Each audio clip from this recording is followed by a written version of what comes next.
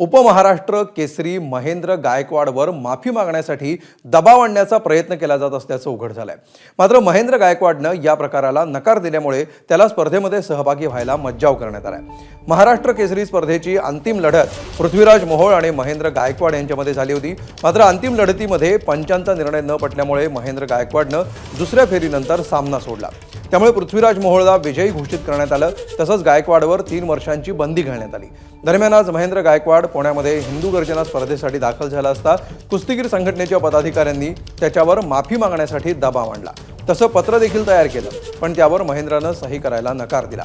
असं राजकारण होत राहिलं तर कुस्ती संपायला वेळ लागणार नाही अशी प्रतिक्रिया त्यानं दिली आहे। आता आम्ही एवढे मोठे बक्षीस आणि एवढ्या स्पर्धा आता महाराष्ट्रात तर कुठे होत नाहीत आणि असल्या स्पर्धेला जर असे नियम आणि अटी लावून आम्हाला जर खेळू देत नसतील तर पैलवानकी करायचा फायदा नाही। आणि काय म्हणजे आता हे लहान मुलं आहेत, आता ह्यांनी काय करायचं सांगा मला।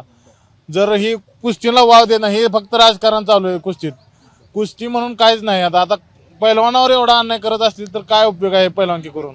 आता ही जनतेने ठरवलं पाहिजे की आम्हाला काय करायचं। हे जर असे जरा चालू राहिले तर पैलवानकी आपल्या संपण्यात लय उशीर लागायचा नाही।